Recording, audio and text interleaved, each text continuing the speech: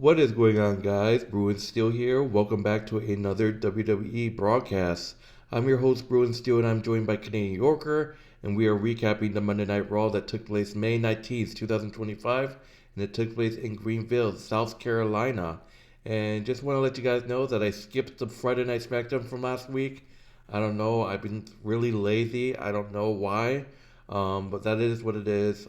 Plus, me and Canadian Yorker are going to be really busy coming up, so expect some broadcast to be skipped, I believe.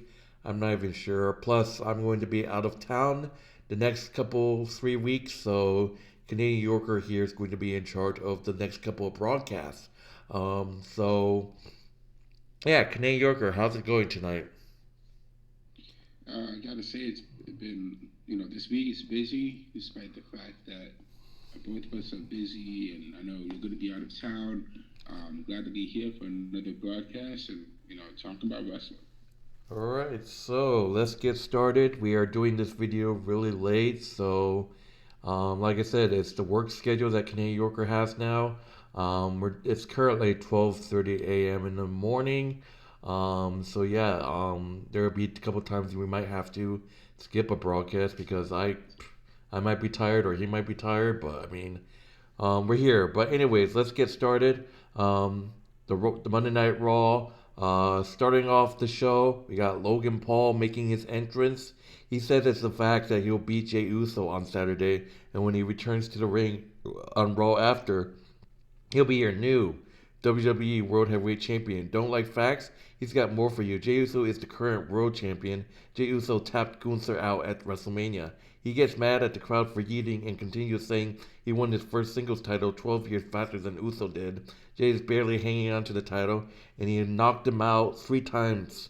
So he's gonna knock him out again on Saturday, and then he'll be your new champ. He gets interrupted by Gunther. Gunther says Logan Paul is very confident that he's going to beat the man that beat him for the world title, so he has to assume that he thinks Logan's better than him too. Confidence good. Confidence is what drives us forward, and the crowd should give Logan Paul more respect than they do. Don't be jealous that he is self-made social media megastar who built a digital empire with his own hands. And honestly, there are things he can learn from Logan. Logan Paul interrupted and said he's in his green room all the time and they can chant. Gunther says he can improve his social media and he could learn from Logan's mastery of marketing. And so Logan Paul as WWE World Heavyweight Champion will be great for business. Logan says Gunther is basically in the low gang, and he definitely understands business. The ring general says to Logan, all of this may be business, but to him, everything that happens in the ring is personal. Beating Jey Uso for the world title is personal to him, so if Logan takes that away from him, he'll take it as personal disrespect and just at Pat McAfee how he reacts to getting disrespected by non-wrestlers. Pat at least showed some heart, but when he looks into Logan's eyes, he sees no heart. If Let's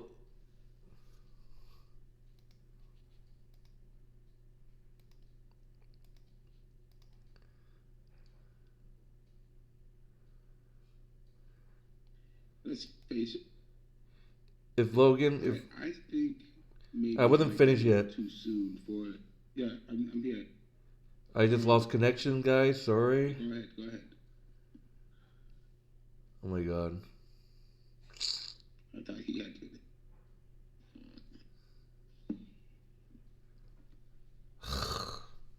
Like I was saying, sorry. If Logan beats Jey Uso and then they square off, all of Logan's other accolades will mean nothing because the bell will ring and Gunther will eat him alive. Gunther leaves. Logan trash talk like he's running away.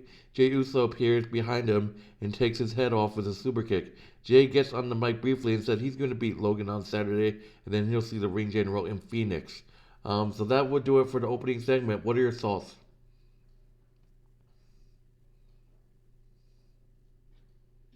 Yeah.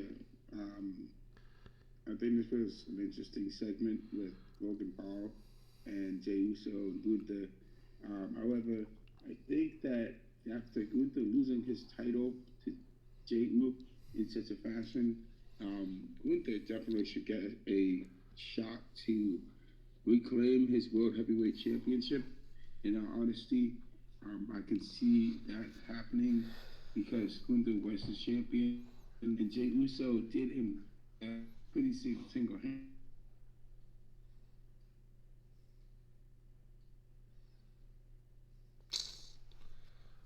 God.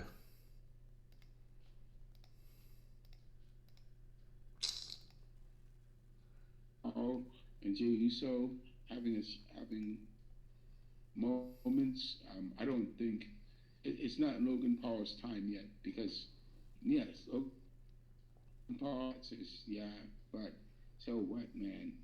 I mean, Logan Paul still has to prove himself that he is a legitimate WWE contender for the championships, and he's won United States championships and defended it once and twice, but he lost to LA Knight. So, in other words, I mean, Logan Paul is great. He said he is a great marketer. I mean, he did start his own business. He has his own drinking companies.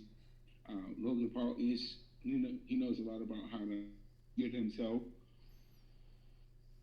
which is how he was able to basically buy his way into WWE and become his own brand.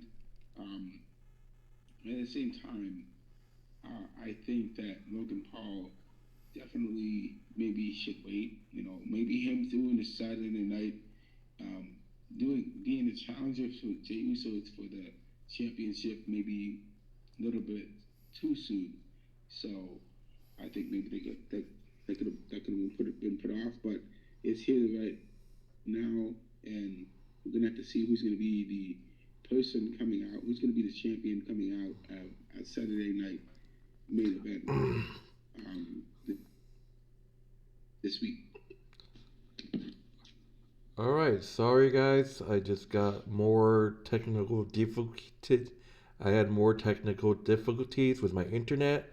But moving on to the first match of the Monday Night Raw, we got AJ Styles teaming up with Penta versus Judgment Day, Finn Balor and JD McDonagh. McDonagh and Styles to start feeling out, big back body drop from AJ, wrist lock, roll through, roll back, water wheel drop sinking into the armbar. Styles shoots him off in control, tag to Penta, big kick to the arm, another kick to the arm, wrist lock. Balor runs in to cut him off, and then Penta hits quabradoras on both of them. The baby faces clear the ring, fired up, stereo practice. Judgment Day in control. Oh my god. This is annoying.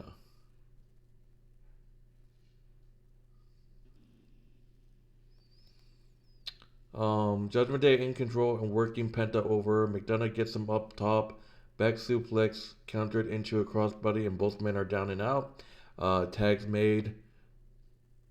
Tags made. Styles running hot with forearms on Balor. Stinger splash. Firearm carry. Finn slips out with a rake of an eye. Blind tag. Calf killer locked in, but JD accidentally splashes Balor to break it up. AJ with a back suplex facebuster. Styles with a moonsault inverted DDT, throwing JD back inside, and Carlito throws AJ into the post. Styles and Balor down and out, crawling desperate for their weapons of tags. They get them both. Penta with a diving crossbody. Lateral keeps McDonagh off his feet. He snaps a Tyrus off. McDonagh with a standing Spanish fly and a tag to Finn. Balor goes for coup de grace. Nobody home. Penta laying kick combinations in. Hucking Balor, sacrifice Penta up top. Carlito runs interference. Styles takes Colin out, but JD wipes him out with a suicide dive. In turn, Penta hits a flip power driver, but El Grande Americano runs interference while referee is distracted. Balor off top. The coup de grace from Bim Balor on Penta to win the match. Thanks to the distraction, El Grande Americano's distraction helped the Judgment Day defeat Penta and AJ Styles. What are your thoughts? Here again, we have El Grande Americano coming to the rescue of Finn Balor and helping Finn Balor to get the win over Penta. This is exactly what happened previously in the last match at, at, at WrestleMania. El Grande Americano helped Dominik Mysterio to get the win over all the other guys and basically screwed Penta and and and and It's just what is the reason for a Grand Americano to come in and help the Judgment Day to win? Reason for helping Dominik Mysterio to get the win? Does he had some sort of issue with Penta? Obviously, he had with Mysterio, but now he's going after Penta for some reason.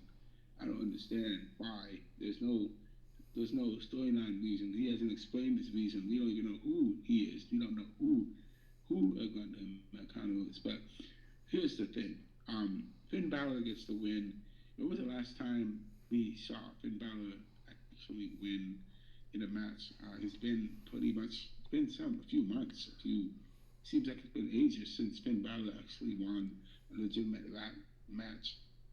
But Finn Balor got the win against AJ Styles and Penta. Um, would have been it's more interesting to give the storyline some sort of more character because at least what I'm saying is the WWE is still exploring this storyline between Dominik and Finn Balor and Day. Uh, I still don't. I can still see the Judgment Day is going to break up eventually, and Finn Balor has to do something to change the to change. Like I would I would love to see Finn Balor leave the Judgment Day one day, and that has to happen. Dominik definitely has to, continue to do what he has to do. But right now, Finn Balor got the win. That's great. All right, so moving on to the next match, we got a Money in the Bank qualifying match. We got the women's, we got a triple threat match. We got Becky Lynch, we got Natalya, and Roxanne Perez. Shout out to Roxanne Perez on being the newest member of Monday Night Raw. She has officially got called to the main roster. So welcome to Monday Night Raw, Roxanne Perez. So Money in the Bank qualifying match, feeling out. The heels work together to take Natalya out. Matt ruffling among themselves, crossface counter, trading pins, disarm her, reverse to a sunset flip back to the crossface. Natty in with a drop kick to break it up. Roxanne Perez sent to the floor. Sharpshooter reversed into a disarmer, but Roxanne breaks it up with a head scissor driver. Hand handspring knee drop comes up empty. Nelmar kicked into a manhandle slam attempt countered with a takedown. Slingshot atomic drop from Natty. Running stop, boot to the face, Becky from behind, waistlock, standing with switch. Lynch bails to the floor. Roxanne lays both her opponents out to the floor. Natalya completes a side Russian leg sweep with a disco lateral for two, stacking both women up for a sharpshooter, but they kick her away. Roxanne lays both of them out with kicks, moonsault, no back and forth. Roxanne with a sunset flip that also sets off a German suplex, but Becky breaks it up. Now more back and forth.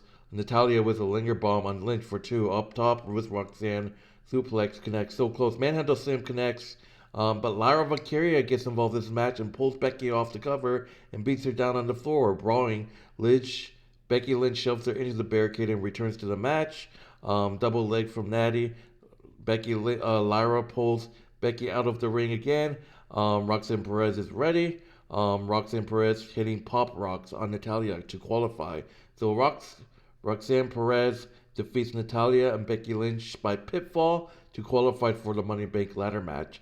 So Lyra Valkyria costing Becky Lynch the match. Wow, I actually called this before it even happened. I said Lyra's going to get involved in this match.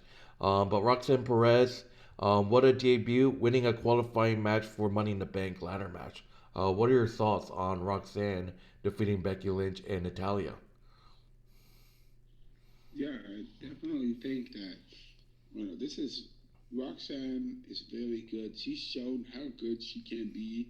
I mean, straight out of the gate in Royal Rumble when she came from NXT, made that big jump and joined the Royal Rumble. She was top five or top three in the last to be in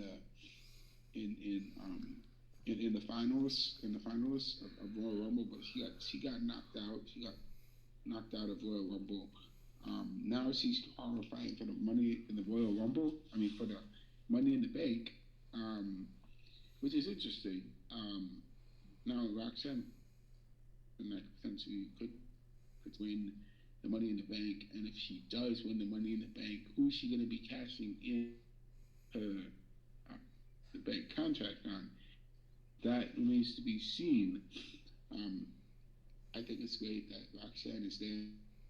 I think it is also kind of shocking that Lyra Valkyria would cost Becky Lynch the chance to uh, to win. It kind of makes sense because she doesn't want Becky Lynch to be challenging, to be cashing in on her.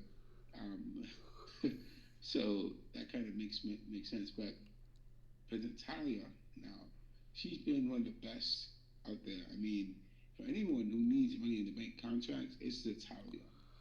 And she won a championship, and it's such a shame that Natalya wasn't just can't qualify for it. So, but it's a great win for Roxanne. Um, but as you said, Roxanne Perez has invited to be a member of one of the factions. What's going to be the next step with her in that new faction going forward? What's going to happen? All right. Moving on to the next match, we got a one-on-one match. We got Grayson Waller going one-on-one with Sheamus. Grayson Waller probing kick, stuck under a big slap. Sheamus gives chase out and back in, whip across, waistlock, side headlock from Waller, waistlock. The Celtic Warrior reverses, side headlocks into the corner. Grayson breaks dirty with an elbow, strikes in the ropes, block the hip toss, and Sheamus cuts him down with a slap. Irish Curse connects, big another one throwing Waller to the floor. Waller with a windmill chops.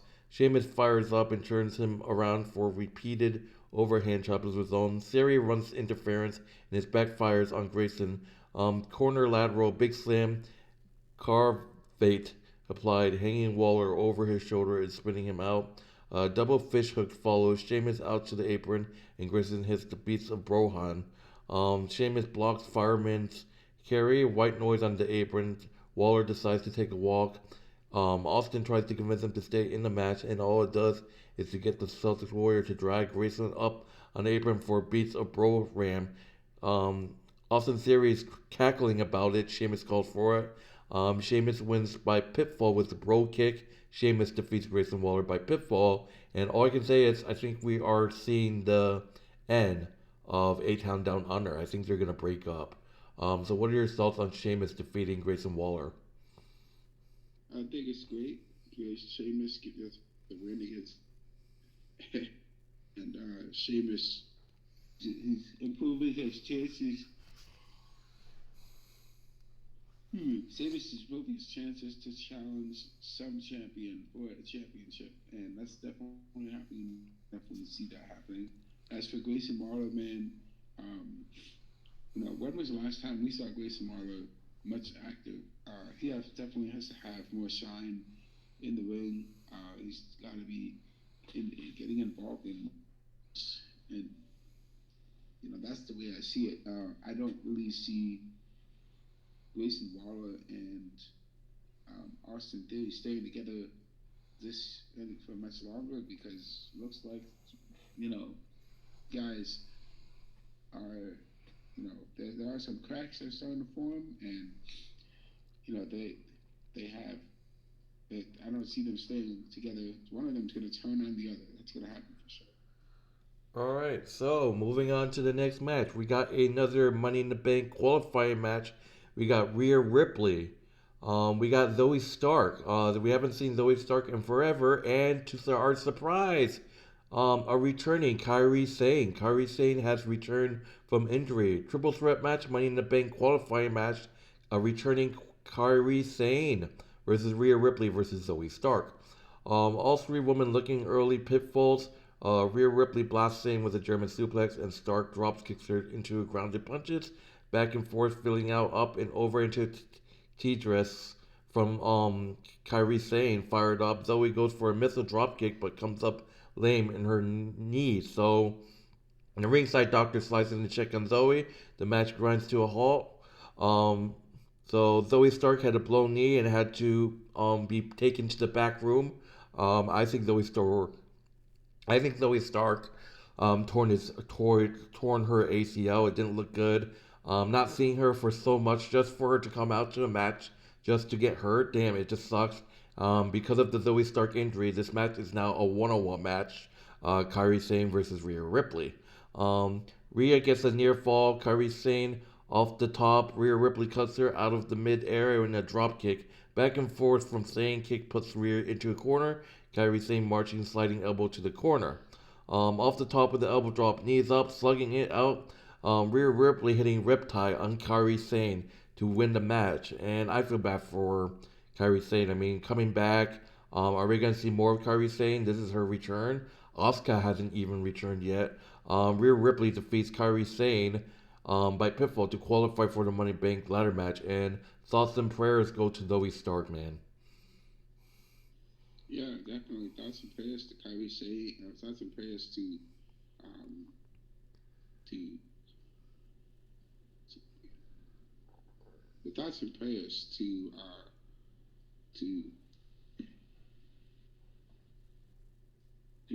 to her because she definitely, man, she was she had. I'm just kind of drawing a blank right now. What was it? What was her name again? Zoe Stark. Yeah, Zoe Stark. Yes. I'm sorry. I just drew a blank. I'll be right. So Zoe Stark, it's unfortunate that she blew her knee. She tore her AC. She's gonna be out for a while. That's face that. That's unfortunate. Anytime a wrestler blows any part of like has a horrible injury like Zoe Stark had, man, she's gonna be out for a year. Asuka also, tore her ACL, messed up her knee because of that tag team championship. She's been out for a year.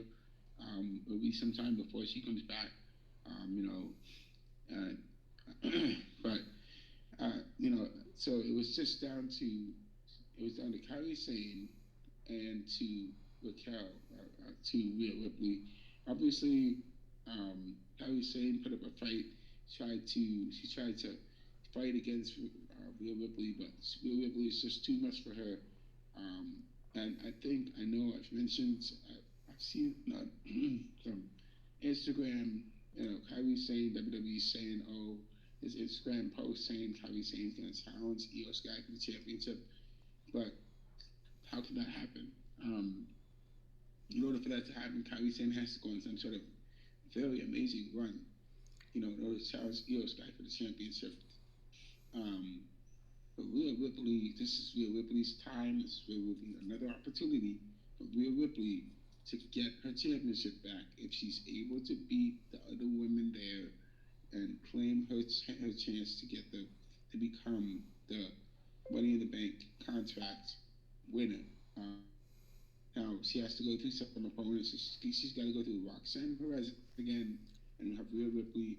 Whoever's going to be that next person that's going to be there in the ring challenging for the Money in the Bank contract. I'll have to see what's going to happen. Um, that's what I think. That's what I think about that forward. So we'll have to see what's going to happen. All right, and yeah, it's Zoe Stark is won't be back for a while. I don't know. People are saying that her career is over. We saw Shayna Baszler, her longtime partner, get released by WWE. So we have to see what Zoe's gonna do. I think she's gonna have surgery, so she's gonna be out for a while. Man, I mean, it Yeah, just it just sucks. Because she previously in 2021, it said that she previously in 2020 has had a ACL in torment this surgery. So I think it's the same leg, which is terrible. oh, shoot. So wow. Um, yeah, she's definitely has to. Hopefully she's gonna be out for a while, and because of this injury, which hopefully doesn't set back her career. torn ACLs. We've seen this time and time again in sports. Anytime an athlete has a torn ACL, whether it be football, baseball, um, basketball, or wrestling, they are out for a while, at least a year. Um, you know, what was his name? Um, when some, so there have been players, basketball players, they torn their ACL, they're out for some time. Yeah. Um, so it's just unfortunate. And as for some of the other men from Zoe's group, not only was both of them, there were two members of hers that were released from her group. So Zoe is the only one that is remaining from the group, unfortunately. So what's going to be the status with Zoe going forward? Because Braun Strowman, I did a broadcast earlier before I broadcast, was it earlier this week that Braun Strowman was released from WWE because he was going through injury issues with, and wanted to be compensated better for that, but he was not able to get that done. So the WWE released him, and that's the reason why he was released from his contract with WWE. So are we going to see this with Zoe going forward? Hopefully that's not the case because, and let's face this, as long as she's been in WWE, she's been the thing. She's been putting in good matches, but she hasn't won any gold yet. But she's been definitely showing her worth and potential. So hopefully we'll be able to see her back and healthy, 100% healthy. But sometimes these matches happen, and her career could be shortened because if she gets injured again, she probably won't be staying for long in WWE. All right, so moving on to the main event, we got Braun Breaker going 1-on-1 with main event Jey Uso, the World Heavyweight Champion. Braun Breaker wadding in with strikes, shoulder blocks in the corner. Uso up and over, and he clocks Braun with a right hand. Lateral sends Braun Breaker to the floor, and Jey dives on him. Breaker was ahead of Steam in a huge lateral. Braun presses the attack, big belly to belly suplex. Uso starts to put something together, but Breaker catches him on a dive and throws him between the apron and announced death off the apron. Braun Breaker diving lateral. Breaker trash talk at full volume, demanding Uso hit him, and he shrugs it off when he does. Jey Uso slips out of a powerbomb, slugging it out in the middle of the ring. Braun lands a knee and Uso Indragiri off the ropes, pop up Samoan drop, still no, up top, Breaker cuts him off, jockeying for a position, Avalanche Frankensteiner for two. The straps are down off the ropes, super kick cuts him down, Breaker kicks out, Paul Heyman runs interference, Braun gets a chair, but Uso cuts him off with a super kick. Stalking out after Heyman, Paul Heyman puts his dukes up, and Seth Rollins attacks from behind. Jey Uso defeats Braun Breaker by disqualification. Post-match, Seth Rollins and Braun Breaker puts boots to Uso until Sami Zayn makes the save, as promised, up on the apron, lining them up, and CM Punk chants are thunderous. Enters CM Punk up on the apron with Sami. They exchange a look and hit the ring to brawl with Seth and Braun and send them packing. Brawling on the other side of the ring, heels somewhat better, isolating Zayn and taking him over to the barricade. Punk dives off the barricade and rejoins the fight. They brawl out into the crowd as the credit rolls. Jey Uso recovers and grabs his title, and Logan Paul appears from out of nowhere to knock him out again, ending the show. So, what are your thoughts on the main event where Seth Rollins attacked Jey, causing a disqualification? So I thought that this would be a really interesting group. You have Braun Breaker joining hands with Seth Rollins and Paul Heyman. And I thought that this would be really good, the interesting angle, because Paul Heyman and Seth Rollins both betrayed. Well, Paul Heyman betrayed CM and Roman Reigns in hands with Seth Rollins. So here's what I think about that. As far as run has gotten, Braun Breaker has not won the World Heavyweight Championship. Seth Rollins has. Seth Rollins obviously wants to go after Jey Uso and win the World Heavyweight Championship back, but he's already won it before, you know, and obviously he can't really go after the bigger names because John Cena is now the biggest heel in WWE. So, and John Cena's running things. So I think, I think it would kind of make sense for Seth Rollins and for Ron Baker to kind of go on a terror run and just terrorize the WWE roster, you know, to kind of establish their foothold as the best faction in the locker room. Um, Here's the thing. I think that Jey Uso, Jey Uso is trying to do his thing, and he's getting saved by.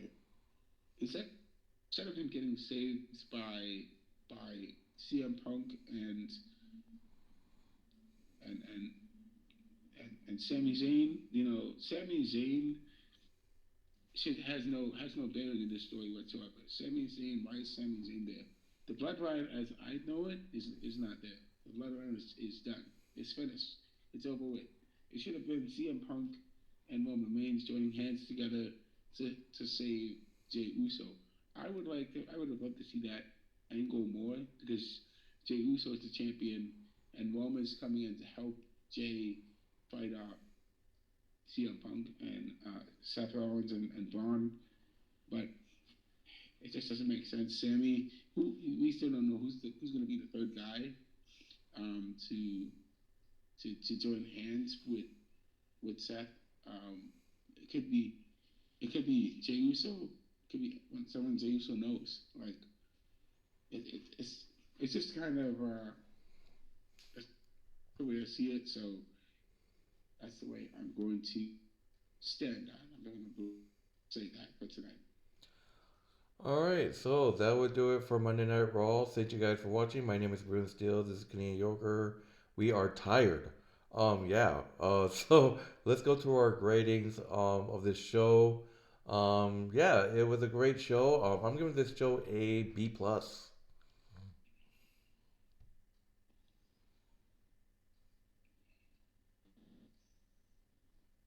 How about you? Rating a B. Alright, so that would do it, guys. Thank you guys for watching this broadcast. My name is Bruce Steele. This is Canadian Yorker. If you haven't done so, like, subscribe, check out Canadian Yorker's YouTube channel. Link will be in the description, as well as our WWE Wrestling Bros channel. Link will also be in the description as well. But anyway, see you guys in the next broadcast. Like I said, I will be out of town, so I won't be able to make it for the broadcast for Smackdown, but I will be able to make it for next week's Monday Night Raw. But after that, I'm going to be out of town again. So I have a long week road ahead of me. So, yeah. So, my name is Bruce Dillis King Yorker. Take it easy. Enjoy the rest of your night, and see you guys later. Yes, indeed.